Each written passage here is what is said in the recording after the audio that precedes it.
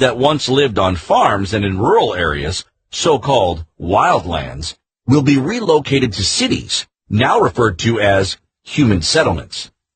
And the idea is that if you concentrate populations into specific areas or zones, less energy usage, less water usage, and less transportation. So people will have less reason to leave home. They'll stay in their homes. They may even work out of their homes. And so they're not going to be using their cars. They're not going to be using energy. And they're not going to be using water. Since, as we saw earlier, the UN is not big on property rights, it should come as no surprise that the first private property to be phased out will be single-family homes, what socialists at UN headquarters consider suburban sprawl. Instead, we the people will live in apartments and condos in megacities near railroad tracks. Our super-tall dwelling units will all be built to UN-specified building codes authorized by ICLEI, COGS, the ADA, and a myriad of NGOs and other friends of sustainable development. While the animals run wild in continental corridors, we the humans will live in transit villages and smart cities.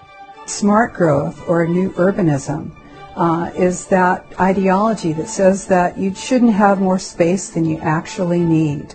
So if you're a couple of people living in a 3-bedroom house, well, you don't need that extra space. So why do you have it?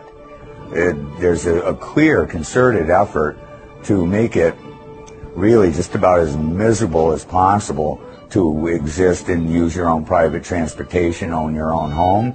All impetus and incentive, in financial and otherwise, is to convince people that it is unsustainable to live in your own home, have air conditioning. It is their duty as a human being, as a global citizen, you see, you basically exist and little more. Our high-rise, stack-and-pack dwelling units, complete with smart meters and smart heating systems, will make sure no one uses too much energy. And if they do, the energy police, with help from the neighbors and eye-on-the-street surveillance systems, will be right there to handle the situation. If they can put 1,000 people in one building, it's a whole lot easier to know what they're doing, where they're going, and how they're thinking than it is if you got 1,000 people living in a rural or suburban area. And so the stack and pack is multi-story buildings, multiple families living in the same spot, walking in and out of the same door, always being able to be managed. And smart meters play a big role in that management.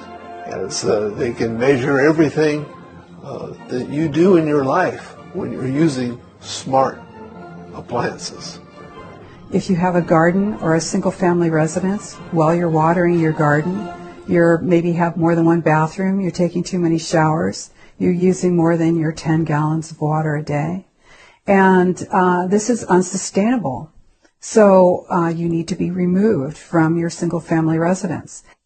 Anybody that's got a couple of acres of land and his own water supply and can grow his own food, these people are a threat to the collectivist society because they aren't going to go to the politicians and say, please feed me, please clothe me, please give me shelter.